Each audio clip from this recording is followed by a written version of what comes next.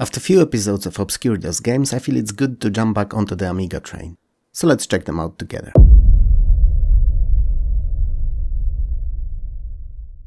Cavitas is an arcade action shooter not unlike in its design to earlier 8-bit titles like Caves of Nod for instance, but quite obviously 16-bit in its presentation.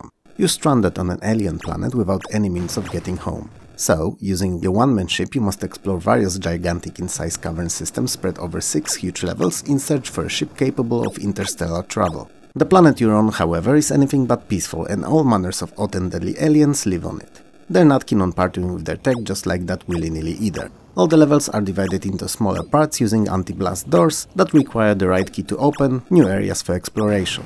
You are not powerless, however, and apart from your basic weapon can acquire a whole plethora of various power-ups that will come in handy in your mission. Trust me on this one. Presentation-wise, the game looks decent when compared to the best, and really nice if you keep in mind that it was a budget release and shouldn't be really set next to these. Your craft's headlight projects a beam of light that nicely illuminates otherwise dark caverns, and overall the graphics use rarely utilized on Amiga special EHB mode, allowing for 64 colors at once on the screen, or 32 colors and 32 half-brights to be precise. Still, it's a nice upgrade from standard 32. Splash screens use ham mode with 64 entirely unique ones too. It's a lot of technical mambo-jumbo to say that the presentation is very decent for a game that did not have a huge budget or corporate backing. Cavitas is pretty cool, and if you'll have a chance, you should check it out, because why not?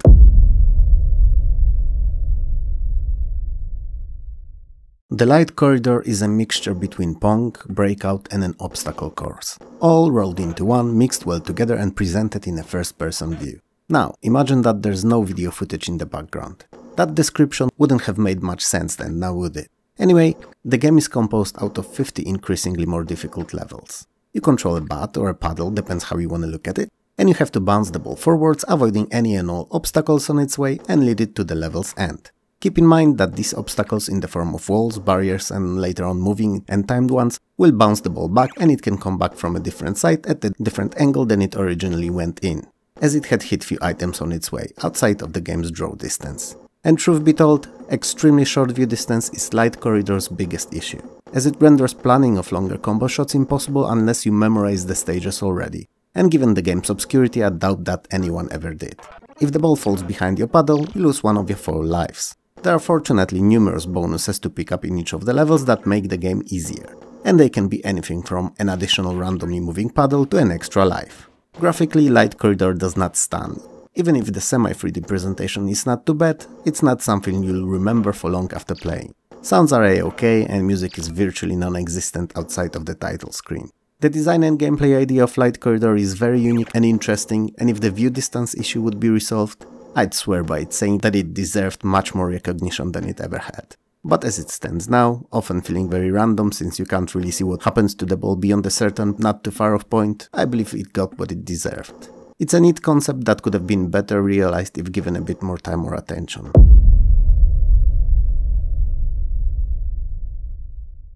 Debut, a planet simulation, among other things, is just that, a planet simulation.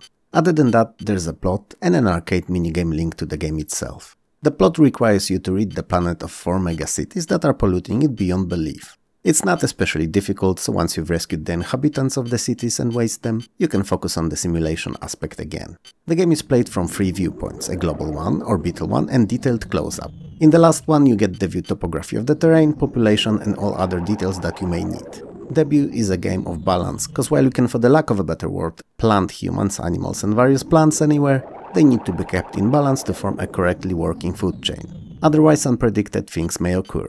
Everything you do in Debut has an outcome, be it good, bad or neutral. So even something as small as adding too many animals in a certain area may affect the atmosphere of a whole planet. You can keep it in check, however, by directly applying various chemicals like hydrogen or neon to name a few. Debut is not the easiest or most readily approachable of games, but if you give it time and enjoy unusual titles, it's definitely something that may be worth looking at.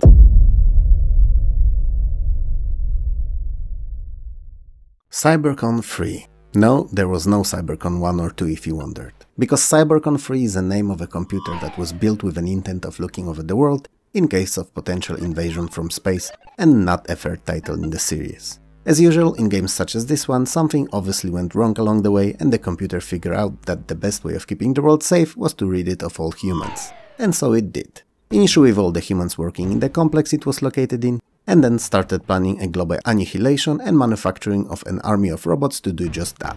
You play as one of the few survivors of the complex massacre, and you aim to locate and destroy Cybercon's brainstem, and your mission's epic codename is Operation Nemesis. Cybercon 3 is a first-person 3D action adventure taking place in a huge field with over 400 unique locations complex, chock full of enemy robots. The complex itself is filled with deadly gases, so you approach it in a modern combat suit which shields you from said gases and radiation. It is kept running by feeding it power cells, for which you have 4 slots, but only 2 are powered at the beginning of the game. They're rechargeable, so you should do that whenever you get a chance. To get to the Cybercon's brain, you'll need to destroy the robots using a plasma gun, find the brain itself and solve simple puzzles along the way. Graphically for the time the game looked amazing and runs surprisingly well even on basic 1MB systems.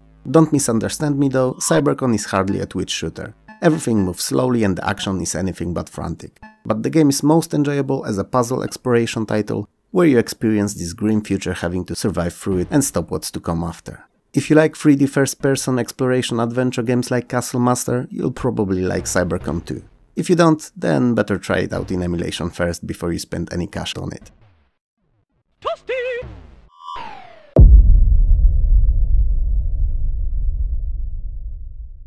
Mindwalker came out in 1986, a year before the iconic A500 ever saw the light of the day. So even in terms of Amiga gaming, it's a classic.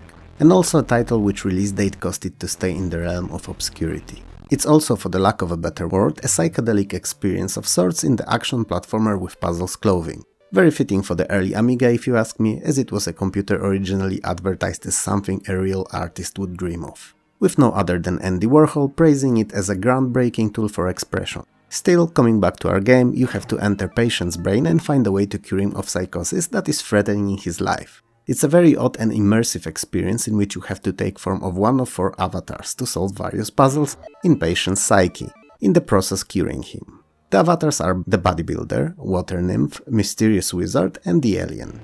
The game itself is also divided in 4, each of these stages posing a different challenge. In first you have to lay out a path from a crystal to a special square located in the brain, and you do it by switching to appropriate avatars to connect differently colored squares. As you go about it, you'll be attacked by various enemies, which obviously have to be disposed of. The next stage is 3D first person, and you maneuver yourself in a way so that you would fall onto one of the green zones, allowing you to enter deeper into the patient's brain.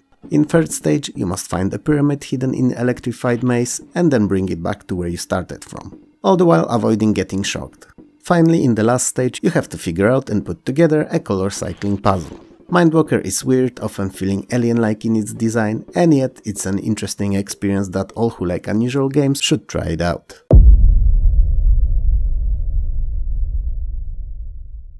Cubemaster is kinda like Asteroids, but not really. I mean it is, but there are a few notable differences between them. For one, you don't control a ship, but an astronaut in space, stranded alone in dark empty vastness of it. Then you can't pass through the edges of the screen to come out of the other side like in the original, but you bounce off of it, which kinda contradicts what I said about its vastness, but whatever. And you don't shoot the asteroids per se, but colorful cubes. And they come in 2 sizes, big and small. Shooting the larger ones will break them into smaller, but if these are not disposed of fast enough, they will reform into bigger one once again, Terminator 2 style. You can't, however, shoot all the time in all directions all at once willy-nilly, as your cannon quickly builds up heat, and when it overheats it needs some time to cool down. So it's best to aim and shoot carefully. Cubes cycle their colors over time, and each color gives them different abilities when touched. Yellow mixes up your controls, blue decreases your firepower, red depletes your shield, and grey, when shot, allows you to pass through other cubes. The green ones are the only ones that don't change color and require multiple shots to be taken down. Other than the cube drones, there are also different enemies that have no special abilities but are actively chasing you. Cubemaster is not a groundbreaking game, it doesn't try to reinvent the wheel, it takes tried and tested formula and builds upon it, expanding gameplay mechanic just enough to keep it fresh, but not too much to be unrecognizable. Is it a better game than the original? No, not in the slightest, but I believe that it's one that can comfortably live next to it, and find its own niche of fans. Or it could, if it wasn't so obscure.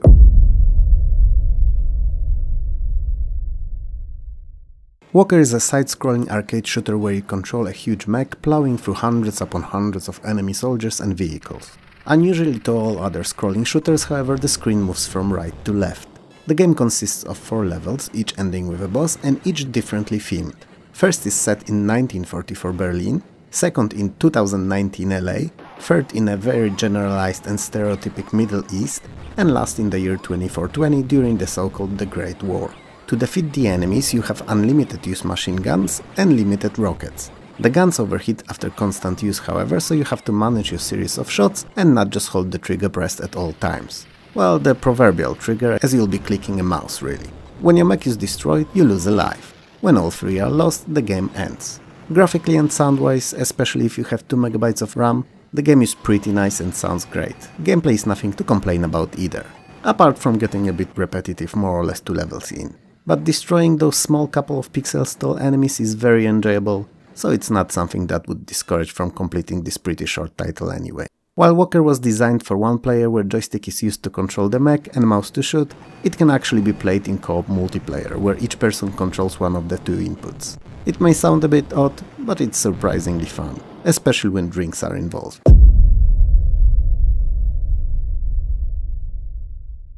Wicked is Wicked. It's a real-time strategy with horror and occultistic theme and undertones. Unknown evil forces of darkness want to conquer and cover the earth in eternal dark. You, as a force fighting for good, have to stop them by driving them back where they came from. To do so, you have to purge clean all 12 astrological signs, each consisting of 3 levels filled with bodies. Although that's probably not the best word for them. The goal is to multiply plenty enough of your spores to overrun all evil portals before the enemy manages to overwhelm you with their spores. So you'll be shooting enemy spores to halt their growth and reduce their spread. But you also use white picked up seeds to create new, for the lack of a better word, good portals that release your spores at strategically picked spots. You have to be quick, however, as the evil guardian spits out new red spore seeds too, which if not collected in time create new evil portals. If you manage to cover all enemy portals with your spores, you win the stage and move to the next. From time to time tarot cards will appear, and when picked up they can offer positive or negative boons, and you'll need to learn to recognize which are which to be successful. Wicked is played in day and night cycles, with game being considerably more challenging during nighttime. It is also when evil guardians are invincible and can be tackled until the day arrives. Wicked is a very unusual title and can be started in one of 3 modes, focusing on strategy, action or mixed. If you've never had a chance to play it, despite how odd it seems, it's worth giving it a go. Trust me.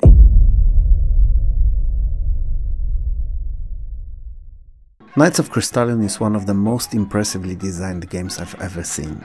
One of the most unusual too, in theme, location and what you aim to achieve in it. Millions of years ago, huge creatures many cities in size lived in the oceans. Because of their ginormous size, they had to feed constantly to survive. One of them, chasing a tiny in comparison to it whale, got wedged in a narrow canyon, and because of its size it couldn't turn and escape, so it died. Many years have passed and all that remained was a massive skeleton, lost and forgotten on the bed of a river that flowed through the canyon. Years later many tribes carved different bones and ribs of the creature and created tribes that settled within them, each nearly entirely self-sufficient.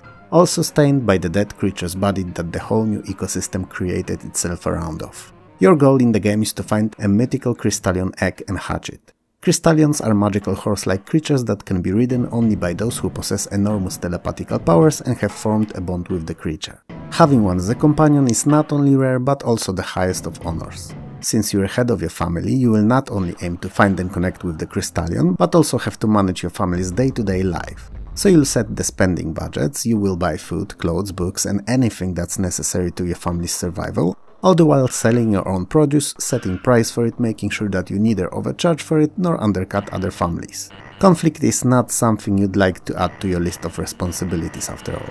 You can invest money in expeditions to search for and find new tribes within the remains of a gigantic creature, as they become new destinations for trade routes and offer a hefty financial bonus to your family.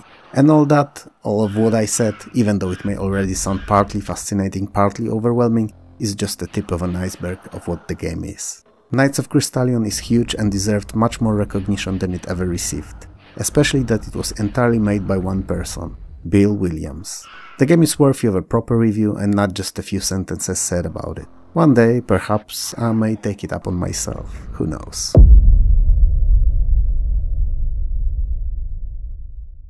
Let me start by saying that Monkey Business is not a good game, not in the slightest, and as you can see, it's a shoddy Donkey Kong knockoff. It largely operates the same way the original did, but it's less polished with less fluid and enjoyable gameplay loop. Why is it here then? Not because I like to include a stinker in every single one of those videos, that's not the reason. Although perhaps I should always add one terrible game to the list so that it stays fresh, unpredictable and more varied. It's something to ponder about later on though. Monkey Business is here because it's a very special game. It was released in 1985. Actually no, it wasn't. It was programmed in 1985 just after Amiga World magazine was founded, and seemingly released in 1985. Seemingly. Very short after the first Amiga 1000 saw the light of day, it was also one of the very first games Amiga World received a review copy of, and is largely considered one of, if not the first, independent of Commodore commercial Amiga game, even if there's no empirical proof of it being true or otherwise. But wait, there's more. As quick as it spawned from the netherrealm of bad games, Monkey Business disappeared into obscurity and it was basically impossible to track down for years. To the point that the last officially known copy of it was recovered in October 2018 by a member of EAB, so English Amiga Board, on a damaged disk of a little-known European cracking group. So as you see, while the game is not really worth playing anymore, if it ever was, it is still important, obscure and worth finding just to see what the very first Amiga game may have looked like, especially given its turbulent history. It seems that the theme of this whole video leaned heavily on those games that are just a tad different than anything else. It was not my intention, but since it happened, we can only appreciate it for the oddness this brings out to our gaming lives. Each of them is unusual in one way or another, and most of them should be better known and appreciated by gamers of both today and yesteryears. What do you think, however? Did any of them look particularly interesting or out of this world? Make sure to let me know so that we could discuss it in the comments below. If you think Amiga was the best gaming computer of late 80s and early 90s, hit those like and subscribe buttons below. If you believe that it was gone too early and with the right management could carry on for a while more, maybe even to this day, share this video and let's discuss it in the comments. Patreon subscriptions and YouTube memberships are always appreciated as they help me release better content, but they're not necessary if you can't or don't want to get into these. Likes and subscribes are great too. Most of all, however, I would like to take a second here and thank all the YouTube Let's Play and playthrough creators, from whose videos short bits were taken for this one as a video background to my commentary. They're amazing, and thanks to their efforts, retro community can prevail for years longer and in better form than it could have otherwise. So thank you. For me though, this is all, so have a good one and I'll see you next time. Peace.